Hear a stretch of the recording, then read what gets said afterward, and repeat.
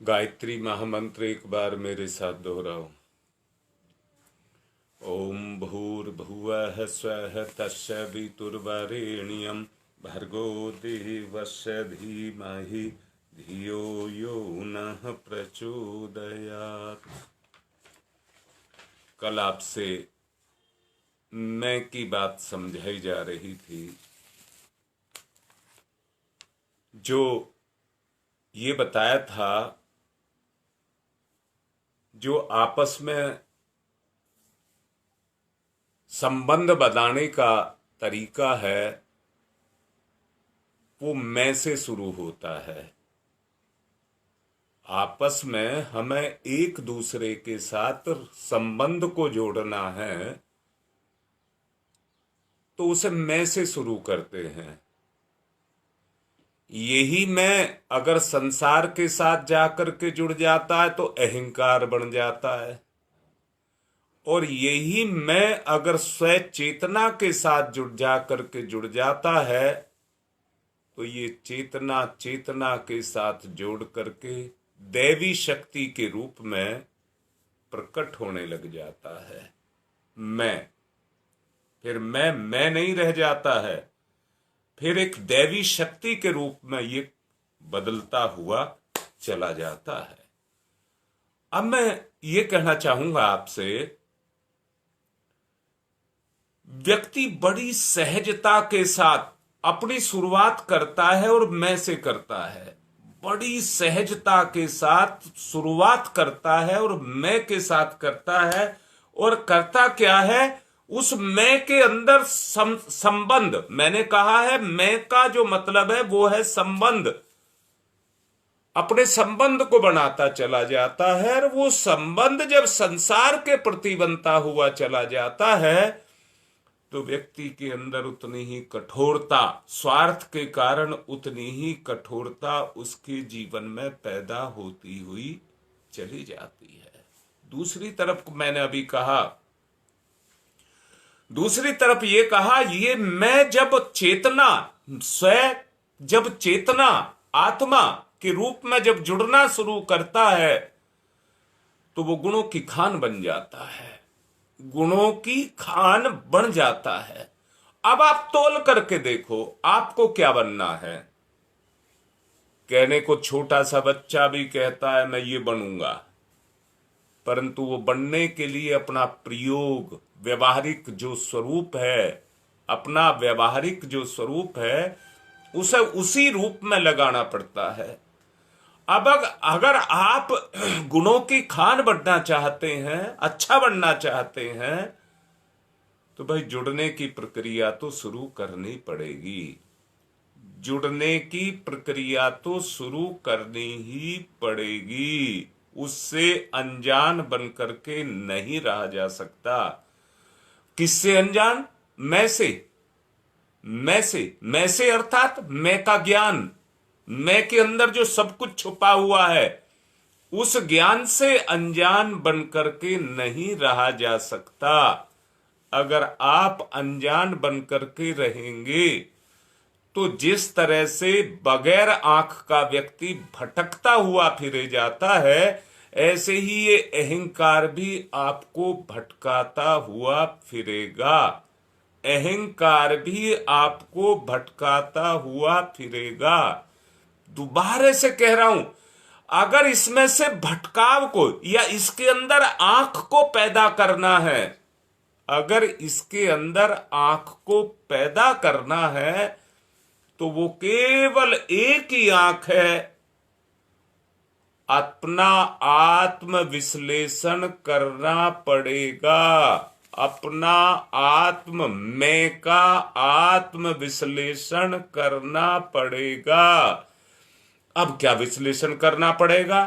एक विश्लेषण ये करना पड़ेगा, सामान्यतया देखने में ये आता है कि जड़ चैतन्य में विश्व को देखते हुए, रहते हुए हम इसमें खेल खिलौनों की तरह से इस संसार के साथ, पदार्थों के साथ खेलते रहते हैं, परंतु खेलते खेलते इसी में ही रम जाते हैं।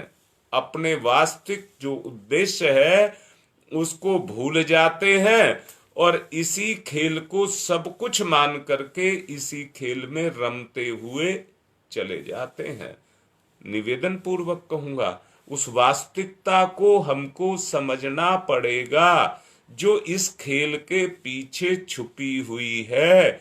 आदमी सोच करके देखो, कीड़े मकोड़ों की तरह, निर्जीव झुंडों की तरह से एक साथ मिल करके रह रहा है और क्या हो रहा है, उसी के कारण संसार में अन्याय और अत्याचार, छल या दुर्व्यवहार समाज में पैदा हो रहे हैं, जिसके कारण आत्मग्लानि पैदा हो रही है। अपना शरीर भर ही अपना लगता है और सब कुछ वीराने दिखते हैं, सब कुछ बेकार दिखता है, वीराना दिखता है।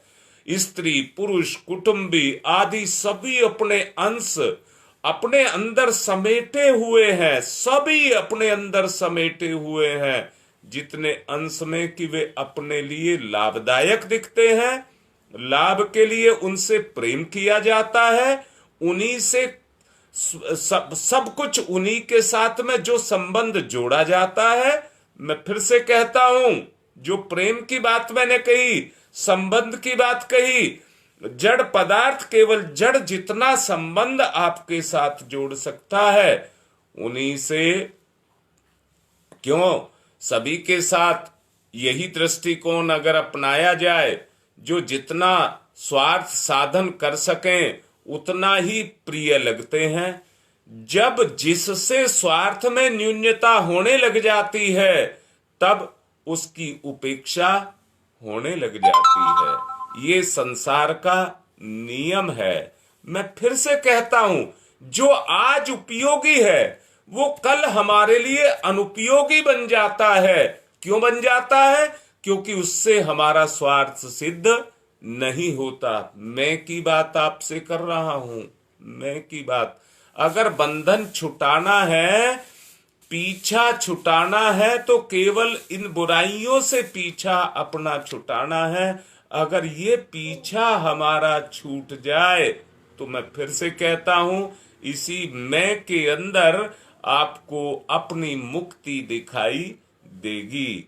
जो शत्रु जैसा लगने लगते हैं, आमतौर से वो हमारा दृष्टिकोण पैदा होता है, दूसरों के प्रति हमारा वैसा ही आचरण चलने लग जाता है। दुनिया का यही चलन है, इसलिए साधारण बुद्धि मायाग्रस्त होकर के संसार की सांसारिकता के अंदर जाकर के खो जाती है। अनेक रूप धारण करके परमात्मा हमारी परीक्षा के लिए हमारे सामने तरह तरह की घटनाओं को पैदा करता रहता है। मैं फिर से कहता हूं, हम अपने वास्तविक स्वरूप से भटक करके, यहां दोबारा से बोलूंगा, हमें चलना तो ईश्वर के अनुसार चाहिए था, पर हम अपनी चलाने लग गए, और जितनी अपनी चलाने लग गए उतने ही हम अपनी वास्तविकता से भटक गए, वास्तविकता से भटक गए। ईश्वर हमें तरह तरह की प्रताड़नाएं दे करके हमें उस मार्ग पर लाना चाहता है जिस मार्ग से भटक करके हम गलत मार्ग पर चले गए हैं। कौन व्यक्ति उनके साथ सज्जनता या दुर्जनता जैसा व्यवहार करते हैं, कहते हैं कि एक बार बूढ़ा कुत्ता सड़क पर के किनारे निरर्थक बैठा रहता था। किसी समझदार ने उससे पूछा, प्रियवर, आप यहां पर इस तरह क्यों निरर्थक बैठे रहते हो? कुत्ते से पूछा तो कुत्ता ने कहा, मैं यहां बैठा बैठा भले बुरे आदमी की पहचान करता हूं। वो अपनी राह चले जाते हैं, जो बुरे होते हैं वो मुझे अकारण छेड़ते हैं, मारते हैं, सताते हैं। प्रत्येक जीवधारी की अंदर एक आत्मा बैठी हुई है। वो भी अपने आप को अगर व्यक्त करता है तो उसका भी अहम है, उसका भी स्वय है, उसके अंदर भी आत्मा है, वो भी एक जीव है। अगर हम अपने दृष्टिकोण के स्तर को उस परीक्षा पर खरा उतार लें, दुष्ट, दुर्जन, नीच और स्वार्थी लोग दूसरों को उनकी कमजोरी और सज्जनता का बुरे से बुरा जो लाभ उठाने में का प्रयत्न करते हैं, वो स्वार्थ सिद्धि के लिए किया जाता है।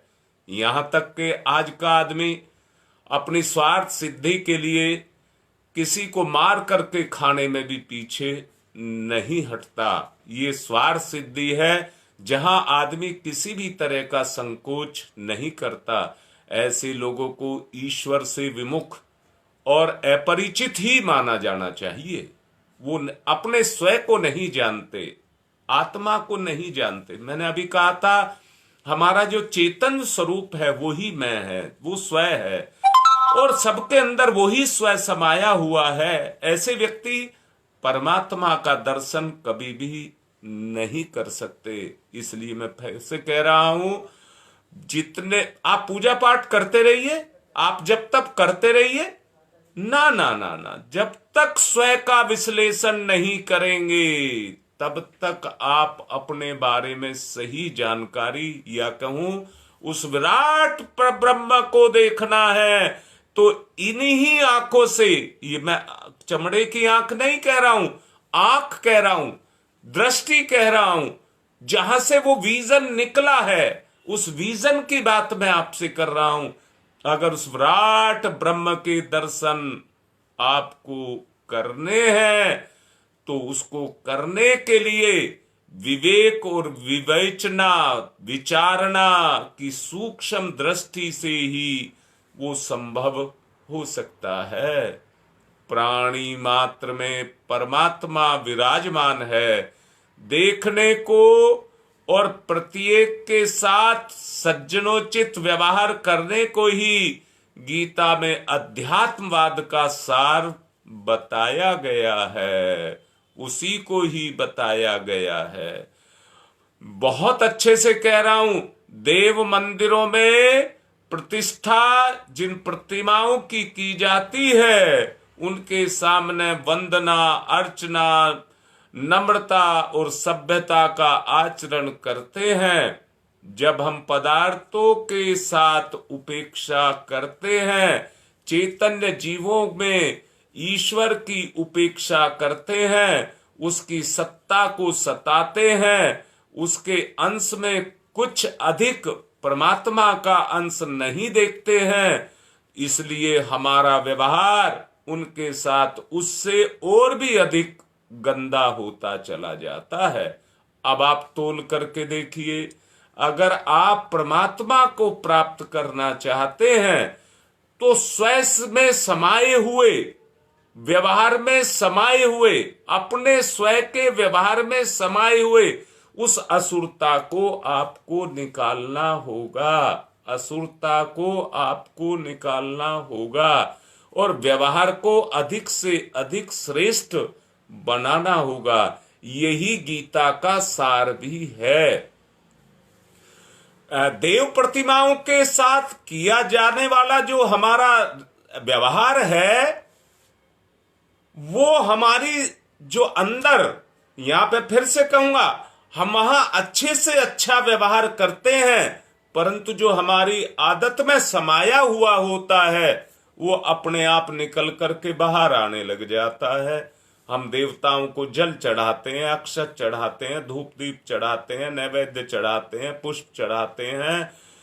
भले ही प्राणी की पूजा अर्चना आप कर सकें, पर इतना तो है कि ये जो पदार्थ हम चढ़ाते हैं, इन पदार्थों के माध्यम से, पदार्थ तो केवल प्रतीक है, परंतु हम उनको चढ़ाते हैं प्रेम, करुणा, मैत्री, उदारता, सहानुभूति, आत्मीयता, सौजन्य से भरा हुआ जीवन हम उनको चढ़ाते हैं।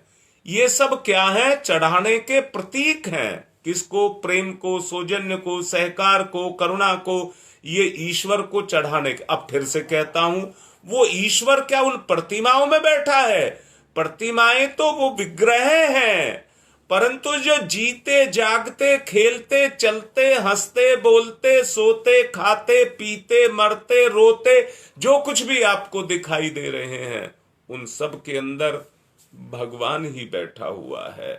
किसी के आंसू पूछिए, मीठी वाणी बोलिए, नम्रता और सद्भावना, सरलता, सच्चाई, सहायता से ओत प्रोत अपने आचरण को कर दीजिए, अपने आचरण को कर दीजिए। मैं यहां फिर से कहूंगा, अच्छे काम आसानी से नहीं होते हैं, उसके पीछे आदमी को मेहनत करनी पड़ती है। अब यहां दो तरह के काम है, एक सांसारिक काम है, वो श्रम से होते हैं, परंतु जो आत्मिक काम है वो मानसिक श्रम से होते हैं, उनके लिए मानसिक श्रम सहना पड़ता है। जैसे कर्म को करने में कठिनाई होती है, मेहनत करनी पड़ती है, आदमी को बोझ उठाना पड़ता है, परंतु उसी ही तरह से आदमी को जो अपनी कमजोरियां हैं, मान लीजिए आदमी को लोभ है और लोभी आदमी से कहो दान कर दे, लोभी आदमी से कहो दान कर दे, उसकी तो जान निकल जाएगी, उसकी जान निकल जाएगी, पर उसके हाथ से छूटेगा नहीं, छूटेगा नहीं। कोई व्यक्ति चटोरा है, भोगी है, चटोरा है, और आप उसको दे दीजिए भोजन खाने के लिए, चटोरा भोजन दे दीजिए और फिर उससे कहें लाओ जी कुछ भाग इसमें से हमें भी दे दो। मैं ये कह रहा हूं, अगर दे दिया तो वो देने वाले को भी नहीं देगा, अपने वो उस पर अपना हक जमा लेगा, और जिसने दिया है उसको भी नहीं देगा, उसको भी नहीं देगा। देखा नहीं आपने, परम पूज्य गुरुदेव ने एक विधान बनाया है कि आप कम से कम भोजन करने से पहले 5 बार गायत्री मंत्र का ही जप कर लिया करो। अब बहुत सी जगह पे क्या करते हैं, भोजन का एक अंश भोग के रूप में भगवान को निकालते हैं, 5 टुकड़े छोटे छोटे निकालते हैं और निकाल करके उन्हें चींटी पक्षी उनके लिए डाल देते हैं, क्योंकि उनमें भी तो भगवान है। भगवान खाने को नहीं आता है। मैं फिर से कहता हूं, आप पत्थर की प्रतिमा को तिलक लगाते हैं, उसको चावल लगाते हैं, वो भगवान को नहीं जाता है। भावना अगर आपकी भगवान तक जाती है तो भावना भगवान तक जाती है, परंतु आपके चंदन को, आपके फूल को, आपके मीठे को भगवान नहीं खाता है, भगवान तक जाता ही नहीं है। आपने माथे पे तिलक लगाया और तिलक पे चावल लगाया, वो चिपक गया। अब जब सूखेगा, अगर किसी का हाथ लग गया किसी वजह से, वो टूट करके नीचे गिर गया, तो चींटी ले जाएगी उसको उठा करके, और नहीं भी टूटा मस्तक पे लगा, वहां से छुटा के चींटी ले जाएगी।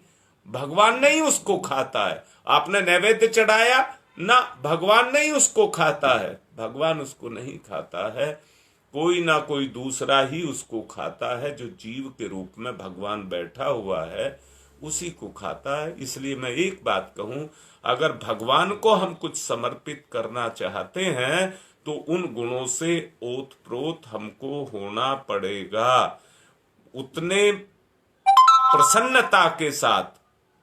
मैं फिर से कहता हूं, भगवान हमारे साथ प्रसन्न रह सके, भाई बड़े अच्छे से समझ लेना, भगवान हमारे साथ प्रसन्न रह सके तो हमें उस प्रसन्नता को पैदा करना होगा। मैं फिर से कहता हूं, भगवान की प्रतिक्रिया वैसी ही होगी जैसा आपका स्वभाव, आपके कर्म में आपका अपनी रुचि होगी, भगवान की प्रतिक्रिया भी आपके प्रति वैसी ही होगी। मैं फिर से कह रहा हूं, एक व्यक्ति दान करता है पर अंदर से दुखी है, तो भगवान भी उसको लेने में दुखी है, भगवान भी उसको नहीं लेना चाहता। मैं फिर से कहता हूं, एक आदमी 1000 रुपया देता है और एक आदमी 1 रुपया देता है, परंतु उसके पीछे जो उसका स्वरूप छुपा हुआ है वो मायने रखता है।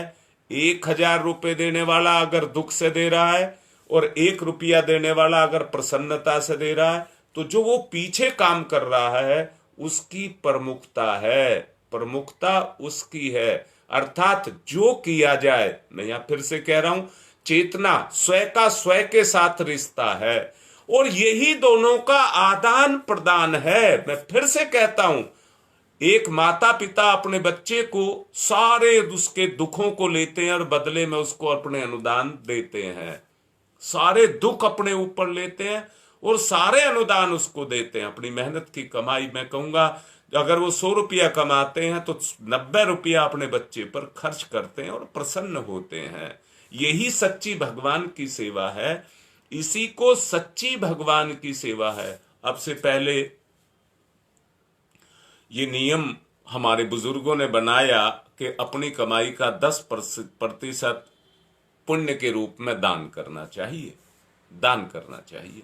अब मैं फिर से कह रहा हूं, आज के स्वार्थ भरे समय में, आज के स्वार्थ भरे समय में मैं तो 10% नहीं कह रहा, 1% भी अगर व्यक्ति से छूट जाए तो बहुत बड़ी बात मानिए, बहुत बड़ी बात मानिए। मैं किसी दान की बातें नहीं कर रहा हूं, व्यवहार की बातें कर रहा हूं। जो मेरे मैं के अंदर समाया हुआ है उसकी बात मैं आपसे कर रहा हूं। मैंने आत्म विश्लेषण की बात आपसे की है, अपने आत्म विश्लेषण को करके देखिए। मैं दोबारा से कहता हूं, लेना आपको कैसा लगता है और देना आपको कैसा लगता है, अपने स्वयं को जानिए, अपने आपे को जानिए। क्या हम लेना ही जानते हैं, देना नहीं जानते? क्या हम किसी की सेवा नहीं कर सकते? क्या हम किसी के साथ में प्रसन्न नहीं रह सकते? क्या हम किसी को दुखी दे सकते हैं? क्या हम किसी को प्रसन्नता नहीं दे सकते? इस बात को बड़ा अच्छे से सोचना होगा। अगर स्वयं का विश्लेषण करना है, अगर स्वयं का विश्लेषण करना है तो स्वयं का विश्लेषण यही है कि उसके अंदर जो समाये हुए दोष दुर्गुण हैं उनको मैं फिर बताओ। क्या आप कबाड़ का कचरा घर हैं? क्या आप कूड़ा घर हैं? क्या सारी दुनिया की बुराइयां आपने इसमें डाल ली हैं? उनको निकालना होगा, उन बुराइयों को अपने में से निकालना होगा। मैं दोबारा से कहता हूं, दुनिया की कोई ताकत नहीं है जो आप में से बुराई को निकाल दे। अगर कोई निकाल सकता है तो वो अपना आपा ही निकाल सकता है। मैंने कल भी एक बात कहा था, अगर दुनिया है तो आपसे है, सबसे नहीं है। दुनिया है तो आपसे है, जो कुछ भी है वो सब आपसे है। पर दुनिया का एक निर्माता, संचालक, व्यवस्थापक भी है जो इसको संभाल करके रखता है। बस इतनी बात हमें समझ आ जाए, कितनी बात समझ आ जाए कि इस दुनिया का निर्माता कोई है। मैं फिर से कहता हूं, अपने स्वयं से पूछ करके देखिए, क्या मैंने इसका निर्माण किया है? जिसने निर्माण किया है उसका मैं अंश हूं। वो मेरा पिता है, वो मेरा भगवान है, वो मेरा प्राण है, वो मेरा रक्षक है, वो मेरा सब कुछ वही है। तो मैं उसमें समा जाऊं, जो मेरा सब कुछ है मैं उसके साथ अपने आप को समा दूं। फिर से कहता हूं, भगवान ने ये जीवन, ये संसार किस लिए दिया है? भगवान ने इस संसार को बनाया है, पर इसमें अपने संचालन की व्यवस्था को भी बनाया है। उसकी व्यवस्था के अनुसार हम चलते हैं तो चलने के कारण हमें उसका लाभ गुण के रूप में मिलता है और भगवान को उसका लाभ उसकी व्यवस्था के रूप में मिलता है। उसकी दुनिया को चलाने में आप उसके गुणों का इस्तेमाल करके उसको चलाते हैं। मैं फिर से कहूंगा, एक मशीन का गुण है, एक मशीन का गुण है। कौन सी मशीन का? किसी भी मशीन को लगाइए। आपकी कार है, उसमें मशीन लगी है, वो आपकी कार को चलाती है। आपकी पास में कार है, परंतु कार के अंदर एक मशीन, इंजन लगा हुआ है जो आपकी कार को चलाता है। परंतु कौन चलाता है? उसका गुण चलाता है। जो कार में लगा हुआ इंजन है उसका गुण काम करता है, उसका गुण काम करता है। कार काम नहीं करती है। कार तो दिखती है, वो तो ढांचा है, वो तो ढांचा है, पर ढांचे के अंदर जो इंजन रखा हुआ है काम वो करता है। और इंजन भी काम नहीं करता है, इंजन के अंदर उसका गुण काम करता है। जब वो सिस्टम के अनुसार होता है, सिस्टम के अनुसार होता है तो वो अपने काम को करता है। और अगर कहीं सिस्टम बिगड़ गया तो उसका गुण भी बिगड़ गया। अब मैं फिर से कह रहा हूं, अभी मैंने कहा था, क्या आपने अपने आप को कचरा घर बना करके रखा हुआ है? जितनी बुराइयां हैं ढूंढ ढूंढ करके देखो, सारी शायद, मुझे कहते हुए जोर पड़ रहा है, मैं नहीं कहना चाहता, मेरे लिए आप प्यारे हैं, मैं आपको गलत बात नहीं कहूंगा, परंतु इतना जरूर कहूंगा, आप खुद ही अपना आत्म विश्लेषण करिए और देखिए कितनी कितनी बुराइयां हमारे अंदर छुपी हुई हैं, कूड़े करकट के ढेर लगे हुए हैं दुर्गुणों के रूप में, दुर्गुणों के रूप में। अतः मेरा आपसे ये निवेदन है कि उन दुर्गुणों को पहचानिए, उन दुर्गुणों को पहचानिए और पहचान करके उन दुर्गुणों को अपने में से बाहर करिए, अपने में से अलग करिए। मैं फिर से कहता हूं, प्रेम, करुणा, मैत्री, उदारता, सहानुभूति, आत्मीयता, सौजन्य, इनसे भरा क्या आपका जीवन नहीं होना चाहिए? सोचो जो मैंने कहा, अगर ये चीजें आपके जीवन में हैं तो आपके जीवन में प्रसन्नता होगी कि नहीं होगी? आप अगर प्रसन्न होंगे तो सोचो, आपका स्वयं प्रसन्न है और प्रसन्न होकर के प्रसन्नता को बखेर रहा है तो चारों तरफ से आपको क्या मिलेगा? प्रसन्नता ही लौट करके आपके पास आएगी। सब आपको प्रसन्नता देंगे। खुशी नहीं कह रहा हूं मैं, खुशी नहीं कहा है मैंने, सुख नहीं कहा है मैंने, प्रसन्नता कहा है, प्रफुल्लित होना कहा है। वो आपको सब देंगे, सब तरफ से आपको मिलती चली जाएगी। उसी को सहानुभूति कहते हैं। और इस अनुभूति में निरंतर चलते हुए आपके अंदर वो चीज बढ़ती हुई चली जाएगी। नामदेव जी अपना भोजन स्वयं बनाते थे, अपना भोजन स्वयं बनाते थे। भोजन बना करके रखा कि कुत्ता आया, रोटी उठा करके भाग लिया। नामदेव जी उसके पीछे पीछे घी लेकर के भाग लिए। अरे रुको भगवान, रुको भगवान, सूखी रोटी मत खाना, सूखी रोटी क्यों खाते हो, लाओ इसको चुपड़ दूं।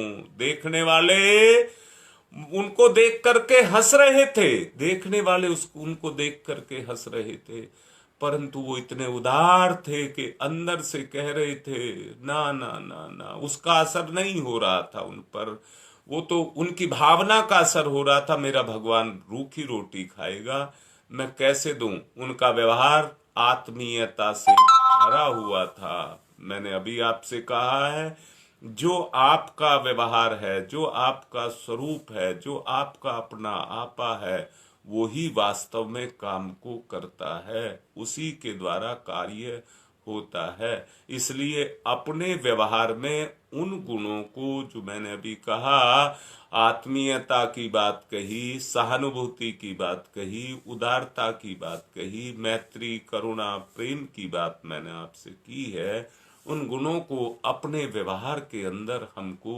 उतारना होगा, उन गुणों को अपने में लाना होगा। ईश्वर को अगर हमें प्राप्त करना है, उसके दर्शन अगर हमें करने हैं, तो वो और कहीं नहीं, मेरे अंदर ही छुपा हुआ है। ईश्वर से मैं और मुझसे ईश्वर अलग नहीं है। सच देखिए, अगर ईश्वर मेरे से हट गया, अगर इसमें से आत्मा निकल गई तो मेरा तो खेल ही खराब हो जाएगा। परंतु सच ये है कि ये सब जानते हुए भी हम उस काम को कर नहीं पाते, उस काम को कर नहीं पाते।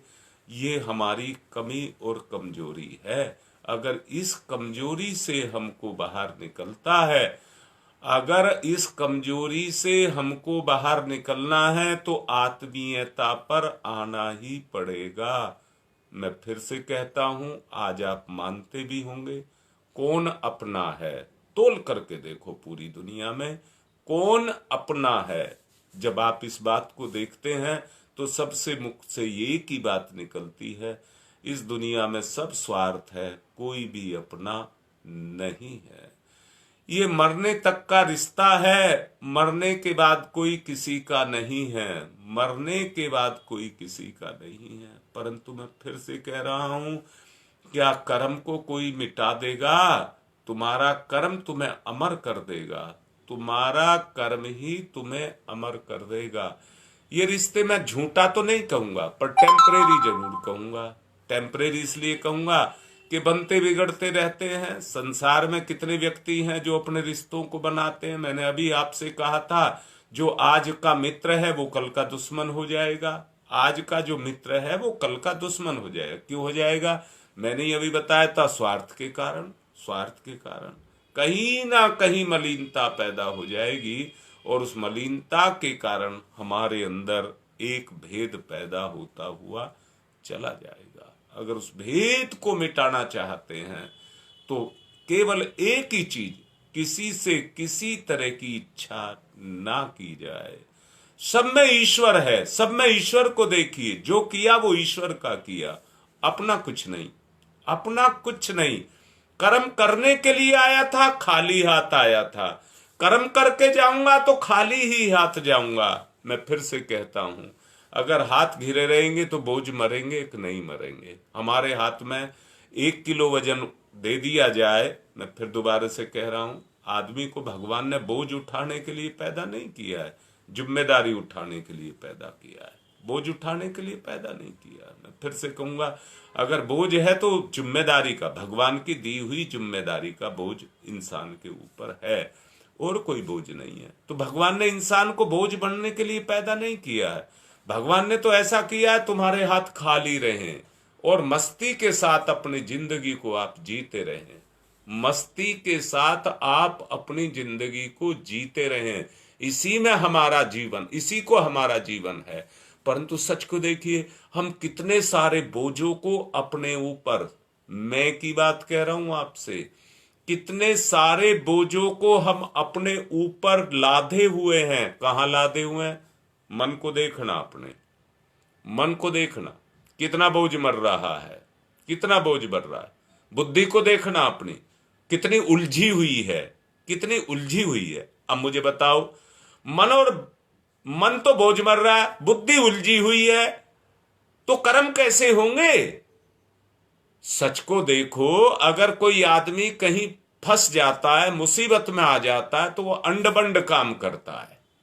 अंड-बंड काम, जब वो फंसा हुआ होता है तो वो अपने आपे को खो देता है, अपने विवेक को खो देता है, और जो मुंह से निकलता है वही बोलता जाता है। जो मुंह से निकलता है फिर सोचता समझता नहीं है, बस ऐसे ही सब बोलता करता हुआ चला जाता है। मैं भी आपसे निवेदन कर रहा हूं, उस अवस्था को हमको अपने अंदर जगाना होगा, और अगर हम उसे जगा सकते हैं तो साधना से ही जगा सकते हैं। अर्थात साधना किसकी की जाए? ना जी ना, साधना किसी और की नहीं। भगवान को या गुरु को तो आधार बनाइए और उनसे अपनी तुलना करिए। गुरु को अपना, क्योंकि भगवान का साक्षात स्वरूप गुरु होता है, गुरु को अपना आधार बनाइए और उनसे अपनी तुलना करिए। जब तुलना करें तो जो कमी आपको दिखाई दे, तो उससे आपको ये पता लगेगा कि ये कमी मेरे अंदर है। दूसरा, आप क्या कर सकते हैं? आप ये सोच सकते हैं कि मेरा गुरु मुझसे क्या चाहता है, मेरा गुरु मुझसे क्या चाहता है। जो मेरा गुरु मुझसे चाहता है मैं उसकी इच्छा पूरी करूंगा। इसको दीक्षा कहते हैं, इसको दीक्षा कहते हैं। मैं फिर से कह रहा हूं, दीक्षा के माध्यम से जुड़न की प्रक्रिया होती है कि नहीं होती है? दीक्षा से, मैं यहां कह रहा हूं, दीक्षा का मतलब किसी के पैर पूजना, किसी के गले में माला पहनाना नहीं है। ना ना, उससे कोई लाभ नहीं होगा, उससे कोई लाभ नहीं होगा। दीक्षा का मतलब है अपनी इच्छा में गुरु को बैठा लेना, अपनी इच्छा में गुरु को बैठा लेना। सच को देखना, अगर भगवान को आपने अपनी इच्छा पर बैठाना है तो भगवान तो बैठा हुआ है। अरे भगवान को जागृत करना है तो गुरु करेगा, गुरु करेगा। अगर आपने, भगवान तो आप हैं ही हैं, इस बात को तो आप बिल्कुल पक्का मान लीजिए कि आप एक साधारण व्यक्ति नहीं है, आप एक साधारण व्यक्ति नहीं है, आप परमात्मा की साकार चेतन सत्ता है, साक्षात भगवान है। ये तो आप मान ही लीजिए, परंतु उस गुण को आपके अंदर जगाना है तो कौन जगाए, कैसे जगाए? साधना के माध्यम से गुरु ही उस शक्ति को आपके अंदर जगाता है। किससे जगाता है? अपनी प्राण ऊर्जा देता है, अपना व्यवहार देता है, अपना तप देता है, अपना पुण्य देता है, जो गुरु के पास है। जैसे माता पिता अपने बच्चे की पूर्ति करते हैं, ऐसे ही गुरु भी अपने भक्त की पूर्ति करता है। एक बिटिया कल मेरे से कह रही थी कि मैं गुरु गीता वो पढ़ रही है, और गुरु गीता में उसको आया अहम शिष्यो अहम, मतलब मैं शिष्य हूं, ये भाव मेरे अंदर जग जाए। मैं शिष्य हूं, ये भाव मेरे अंदर जग जाए। अरे वो तभी तो जगेगा जब मेरा कोई गुरु है। अरे वो तभी जगेगा जब मेरा कोई गुरु है। गुरु मैं शरीर नहीं कह रहा हूं, प्रेरणा का स्रोत्र, प्रेरणा का स्रोत्र कह रहा हूं। मेरी कोई प्रेरणा का स्रोत्र है, मेरी इच्छा को कोई चलाने वाला है, मेरी इच्छा पर आकर के कोई बैठ गया है, मेरी इच्छा को कोई गति दे रहा है, कोई मुझे पीछे से धकेल रहा है, कोई मेरा संरक्षण कर रहा है। उसी को गुरु कहते हैं, उसी को गुरु कहते हैं। जब हम अपनी इच्छाओं का समर्पण करते हैं तो यही समर्पण कहलाता है। फिर हम अपनी नहीं चलाते हैं, अपने गुरु की चलाते हैं। जब गुरु की चलती है तो हमारे हर कर्म के ऊपर गुरु बैठा हुआ होता है। पेड़ की टहनियों को देखिए, उसमें से डालियों पर पत्ते निकलते रहते हैं और डालियां आगे बढ़ती रहती हैं, दूसरे पत्तों को निकालते रहते हैं। ऐसे ही गुरु भी हमारी प्रेरणा का स्रोत बना रहता है और हमें प्रेरित करता है, प्रेरित करता है। इस प्रेरणा के अंदर अगर कोई हमें प्रेरित करता है, उसी को ईश्वर कहते हैं। और जब उस अनुभूति का हमको एहसास होता है तो उसी को ईश्वर का दर्शन कहते हैं, उसी को ईश्वर का दर्शन कहते हैं। इसलिए हम विवेक के साथ अपने जीवन में आगे चलते चले जाएं, इसी से हमें उस विराट पर ब्रह्म के दर्शन होंगे। आज की बात को मैं यहीं पर पूर्ण कर रहा हूं। इस विषय को अभी और 1-2 दिन और चलाएंगे। इसी बारे में, मैं के बारे में ही आपको बताएंगे। यही बात रखते हुए आज की बात को विराम देता हूं। एक निवेदन और कर रहा हूं, कुछ बच्चों के आज एग्जाम हैं, उनके लिए प्रार्थना करना। 1-2 परिवार में शादियां हैं, उनकी शादी भी ठीक से संपन्न हो, उनके लिए भी प्रार्थना करना। आज की बात को संपन्न कर रहा हूं। ओम शांति ही शांति ही शांति।